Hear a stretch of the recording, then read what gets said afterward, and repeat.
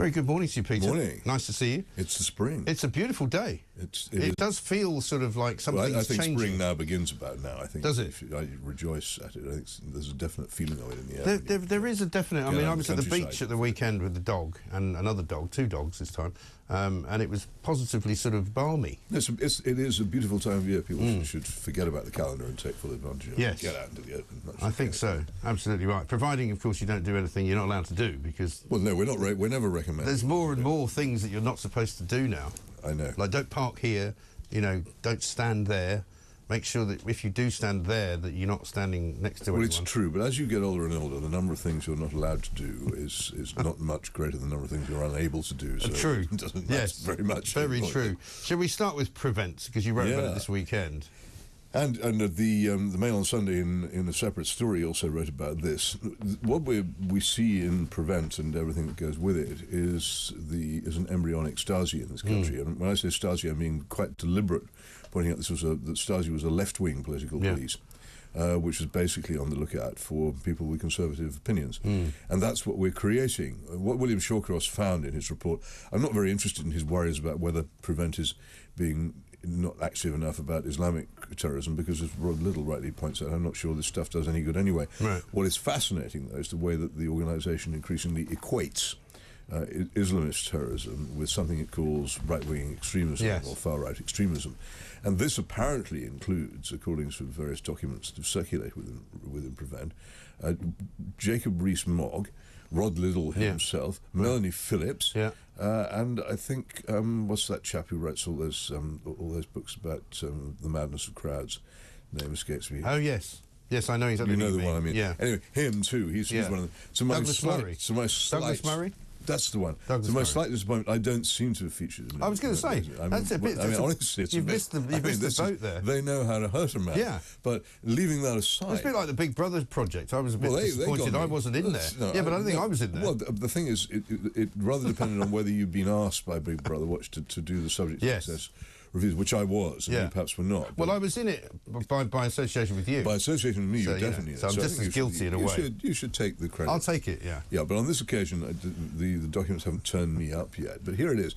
I don't think that there is any such thing in reality as a serious right-wing extremist movement in this country.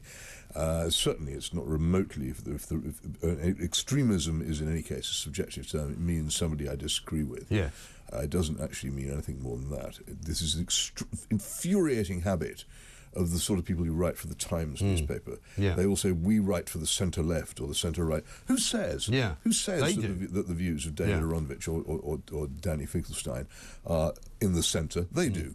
And therefore, if they're in the centre, then people like me are out on the extreme. But I could equally well claim, if I had if I had a big enough platform, that I was the centre and say they were the extreme. The fact is, opinions are of equal value until they're tested, and they should be judged on their morality and their effectiveness. But there is a bit of a snob value to this, isn't there? Because if you it's worse than that. If you're a centre-left, everybody else is lesser than you somehow. Well, yes, but it is a claim. It is a claim that you represent the right opinion. The use of the word centre is like saying I'm right, you're wrong, without actually being so childish as to say it. Yeah. And that's why I object to it.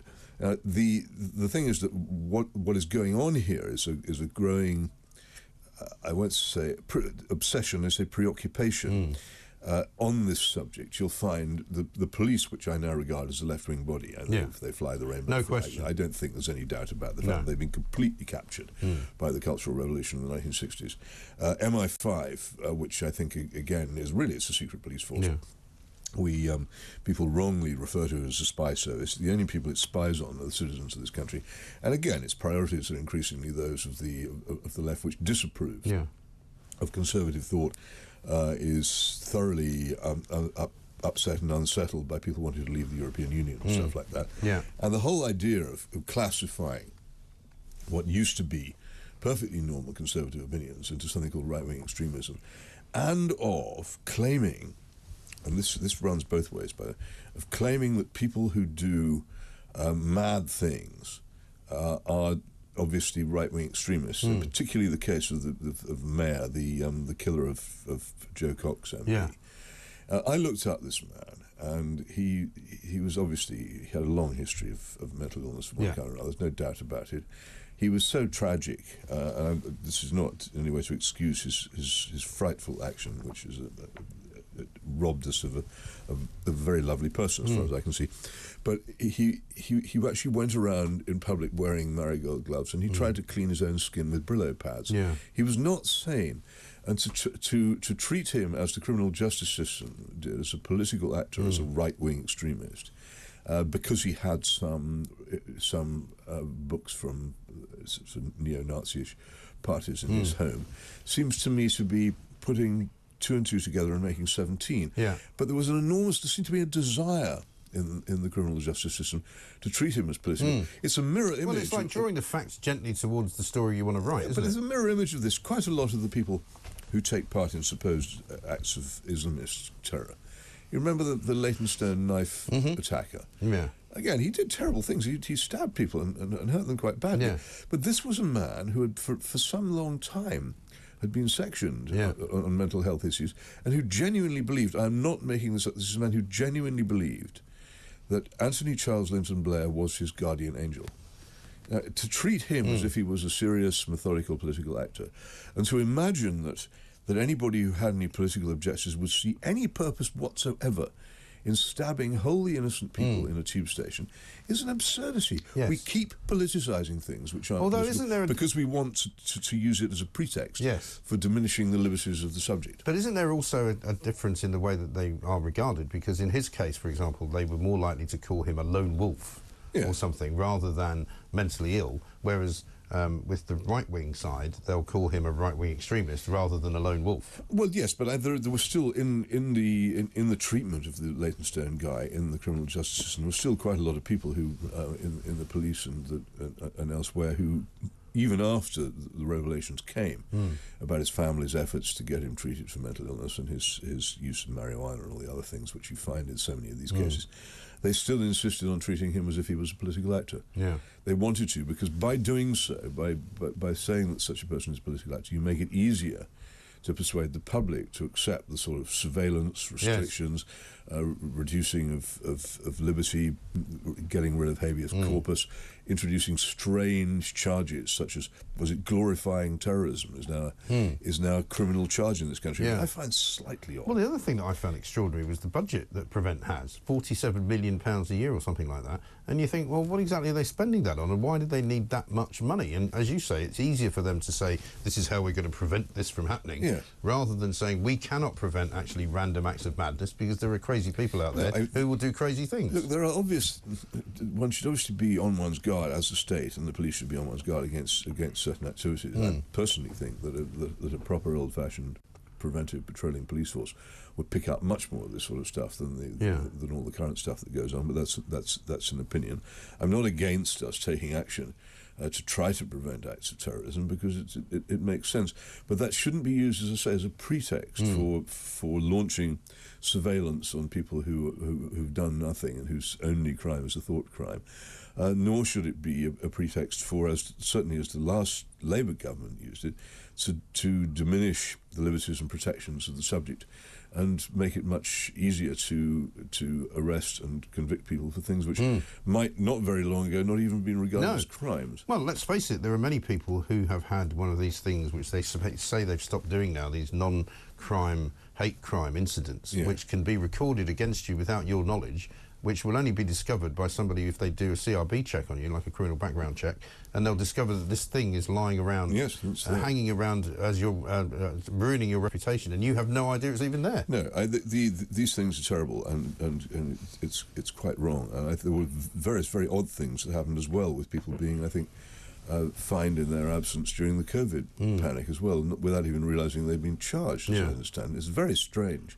But the justice system has become far less open and far less, it seems to me, subject to the simple rule that of English law, which is that you prosecute people for what they do, and not for what they think or what they say, unless what they say is an actual clear incitement to crime. Yes. And I think that the whole apparatus of this makes people more willing to consider prosecution and surveillance of people who haven't actually done anything and probably won't. The other thing, of course, is they're not very good at keeping them under surveillance, because all the people who were under surveillance seemingly somehow wriggled away from it, and then they go later, oh, they've committed this terrorist act. We somehow knew about them 2 years ago. It? I don't understand how they lose track of people. It's odd how they can lose track of them, but no doubt some explanation could be provided. But in general, I just think we should be more worried about this, and I think that for someone of the stature of William Shawcross to actually come out and say this is probably the last warning you're going to get. And if people don't get exercised about it in Parliament and in the media and say, actually, is this body getting out of control, then I think it will get out of control, and it will become an embryonic Stasi, and it will be, as with so many of these losses of liberty, ourselves to blame. And inside some of the sort of nitty-gritty, if you like, of the report was quite a lot to be alarmed about. You know, quite a lot of schools where they're dealing with problems from various, children, basically, who are being radicalised by people in their communities. I mean, there's a lot of things in there that you should be keeping an eye on, it seems to me. The government has a very big contradiction at its heart in all this. And the government itself believes in a multicultural society, and it certainly until recently has believed openly in open borders. And this is inevitably going to lead to changes in what people believe and say about a number of important things, which it then becomes quite rightly worried about when it takes the form of terrorism. Yeah. But it's constrained by the fact that it doesn't really know what to do about it. And so it goes through the motions with bodies like Prevent of doing something about it, hoping that tackling it, and hoping it might go away. If you don't want this country to lose its existing culture, then you have to defend that existing culture. But almost nothing in law or custom or the education system is there to defend that culture. So it leaves space for an awful lot of ideas to flourish, which, quite rightly, people find alarming. Yeah, I think so. We're just reminiscing with Mr. Hitchens here about the good old days of newspapers and in flagrante expenses, because the government, would you believe, has been spending £145 million of our money on some extraordinary things. Branded USB cables for the Foreign Office. I mean, why would you need a USB cable that said Foreign Office on it? Aren't you supposed to be a spy if you're in the Foreign Office or something? It's strange. It's so strange. My father was in the Navy, and I knew people long ago who were in the civil service, and their lives are completely constrained by the Treasury. Every time any money needed to be spent on painting the funnels or whatever it was, huge amounts of justificatory documentation had to be submitted before the money could be spent. Yes. You didn't spend it, and they say, oh, actually, can you meet my credit card bill? There was a very, very tight grip on public spending by the Treasury, real in practice, at small levels, at low levels. Everything's signed in triplicate. Spend it. And of course, as a result, our budgets until, I suppose, the mid-60s were largely under control in this country. Something seems to have gone here. The view seems to be, I mean, especially since the COVID panic. Well, this is all as a result of COVID. The view seems to be spend it and then they lowered the bar, and they lowered the necessity to have things approved, apparently. But what maniac in any world would give somebody a credit card with £20,000 of credit on it, effectively? Well, no individual would do it. No individual who had to meet his own bills would do it. But the government, which knows that it's surrounded by millions of suckers paying tax without paying too much attention to how it's spent, they get away with it. How about this story happens, and what will become of it? What will then happen? Will there now be serious restrictions on this sort of spending? Well, you'd like to think so. We won't read it again in 2 years' time. £9,121 on an Airbnb for 4 staff during COP26 climate conference. Well, 4 staff, 9,000 quid. There are so many things that one could say about that, but I think everybody who's listening or watching is already thinking them. It's true. Let's talk about your piece this week about Ukraine as well, because I haven't seen you since the deification visit of His Majesty President Zelensky. Heaven be praised. Yeah, no, well, bless him. That was quite extraordinary. I've actually got something of a soft spot for Zelensky. I think he's managed to bear himself very well, given what he fundamentally is, an entertainer by profession. Well, he's doing that very well. He's borne himself with dignity and some courage. I think anybody must recognise that. But what we did in the Mail on Sunday at the weekend was what everybody should be doing, was we held a debate between me and Ed Lucas on the Ukraine issue. And I pointed out that if what you don't like about the invasion, and you oughtn't to like it, is that it's a disgusting act of violence in which people die, and it fills Ukraine with blood and screams and destruction and forces people to leave their homes. If you don't like that, and you shouldn't like it, then why aren't you in favour of bringing this to an end? All wars end. They have to end sooner or later, and the sooner they end, the sooner the killing stops. And I have never, in all my long life, seen a war where there's been so little effort made to end it, so much so. I am beginning, he said mildly, to suspect that there might be some people who want it to be a long war. Yeah. It does look like that at times, doesn't it? Well, certainly, you've spoken before about, arming Ukraine, and suddenly, things are happening which weren't going to happen. Suddenly there are planes being talked about and tanks. Everything which we originally say we won't do, we do. Yeah. And this country, which is actually very poorly defended and has very few serviceable weapons, is being used as a means to embarrass better equipped countries such as Germany into handing over the much greater stocks of equipment they have. 14 Challenger tanks. I mean, what difference does that make to Ukraine? To us, actually, apparently, it's a very large stock of our functioning tanks, because we have a lot of tanks in warehouses rusting away, unable to move. But the ones which could actually move and fight are quite not very many at all. And we're going to be sacrificing some of those. Also, I don't know what we're doing about this, but our tanks are more modern Challenger tanks contain very, very secret armour. And if anyone were to capture them and get hold of that, it would be a great blow to us, because having captured it, they can obviously find out how it works, and we would lose that advantage. So I don't know what we're playing at here, but it came out again at the weekend with people in Germany complaining that we really aren't up to taking over this spearhead role in NATO, which we're due to take up in about a year's time. Because we simply don't have the troops or the equipment to meet the demands, and it's true, we don't. We are military. We're actually rather a weak country at the moment. So at the same time, the Americans say we don't have an effective fighting force. Yes, more or less. No, we've dropped out of the front rank, and people should be aware of this. Now, my view on this is that the fundamental purpose of our armed forces is to defend this country. Yeah. You would think, and we should be much more worried about that than we are about engaging in a war, which, as I say, does not seem to me to be any concern of ours. I think it's a stupid war, as you know. I've said so many times. There are people in America who think that it's a good idea to have a confrontation with Russia and Ukraine, and they've achieved one. And there are strong political reasons in America for this to happen, but that's no reason for us to follow on as the fifth wheel in the American car. We should be worrying about defending ourselves.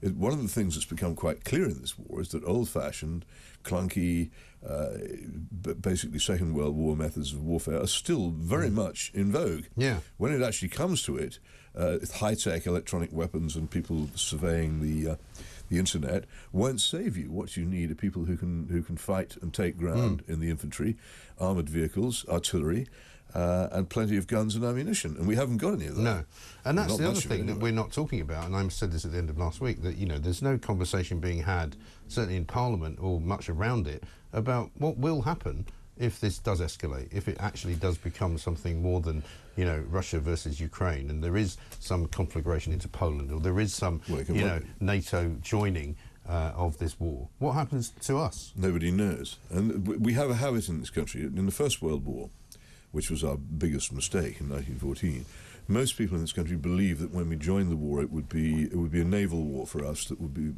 we wouldn't need to make any major military contribution on the continent. It would just be a war in which our ships would sink the enemy, and we might pay or subsidise our allies on the continent to fight and win, as we'd done in the Napoleonic Wars. Everyone was astonished to find, after a couple of years, that people were actually being forced into the army and made to go off and fight in the trenches.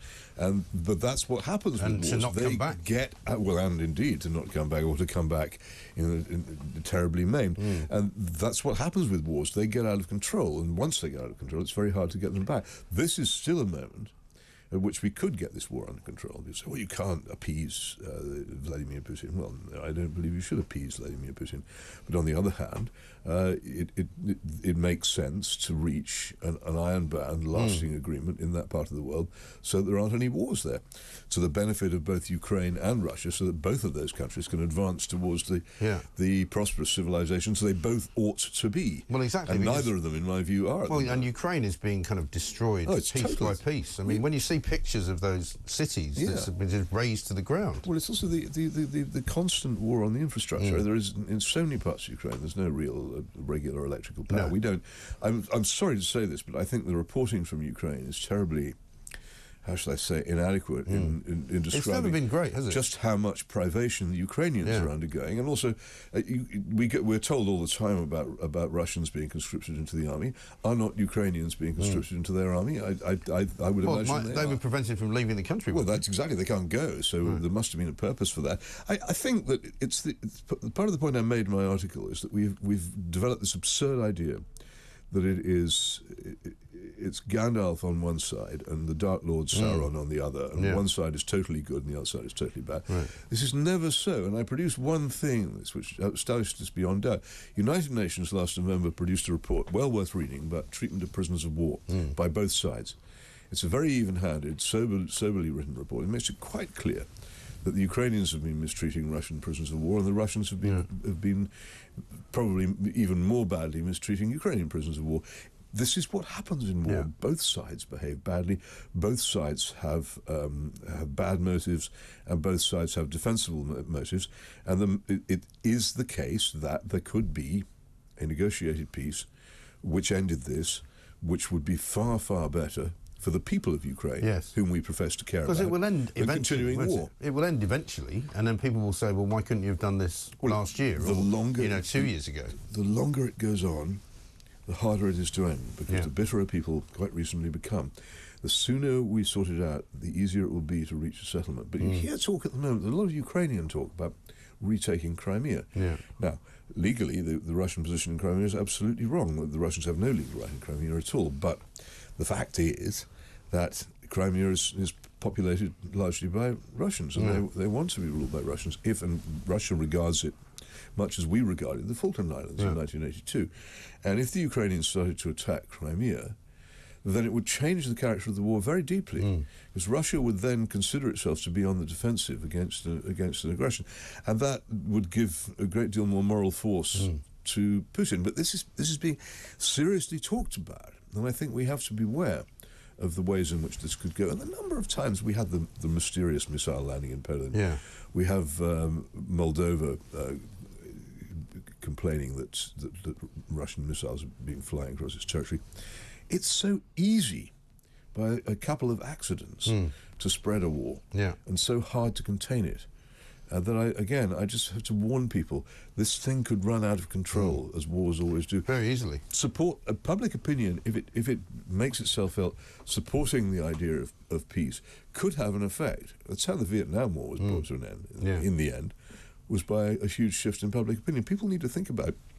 Stop listening to propaganda and imagining it to be the truth. Yeah, I think that goes for all sorts of areas, doesn't it, really? There's another ball of wax, as they say. Peter, thank you very much indeed. Peter Hitchens back in the Mail on Sunday, of course, and possibly earlier than that in Daily Mail as well.